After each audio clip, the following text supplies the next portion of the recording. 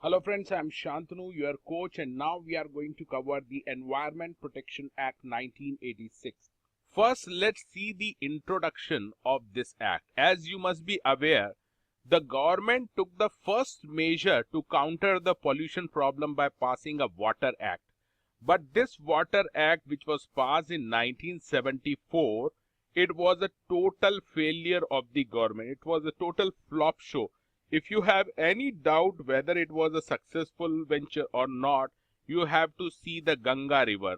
Ganga is still very much polluted river in spite of this Water Act. After that, government passed Air Act. Now, Air Act was passed in 1981 to control the air pollution. This was also a total failure on the part of the government, because if you have any doubt, you can check the Delhi. The pollution of Delhi, air pollution is tremendous. Even the Green Tribunal has passed certain orders for that. So both these acts passed by the government in 1974 and 81, these were total failure on the part of the government. So there was a need to make another law. So government passed Environment Protection Act after that. And this Environment Protection Act was passed with a hope that it will cover both water, air, and other aspects of the environment as well.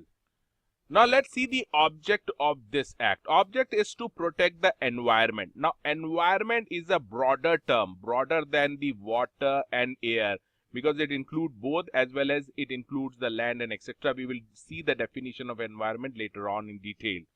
Second, now this act is formed to regulate the discharge and handling of hazardous substance. What is hazardous substance?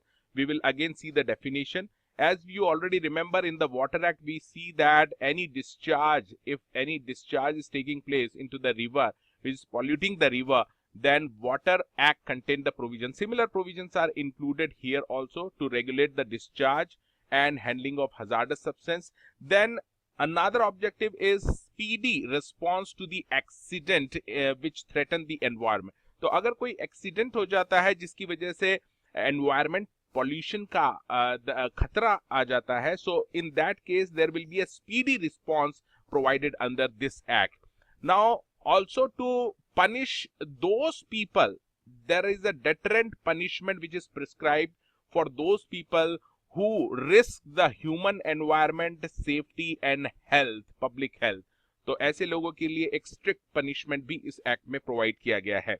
Now let's see what are the main provisions of this act. We can study these main provision into two parts. First, laying down the standards. First, इसमें जो main काम रहेगा, laying down the standards for quality of environment and its various aspects. तो environment जो है उसकी quality कैसी होनी चाहिए, इसके लिए standard prescribe किए गए हैं इस act में. And second, standards for emission और डिस्चार्ज ऑफ एनवायरमेंटल पॉल्यूटेंट. तो एनवायरमेंटल पॉल्यूटेंट जो भी डिस्चार्ज करते हैं उसका जो स्टैंडर्ड है वो कितना, किस लिमिट तक एमिशन कर सकते हैं या डिस्चार्ज कर सकते हैं एनवायरमेंटल पॉल्यूटेंट का, that is also, for that also the standards have been fixed under this act.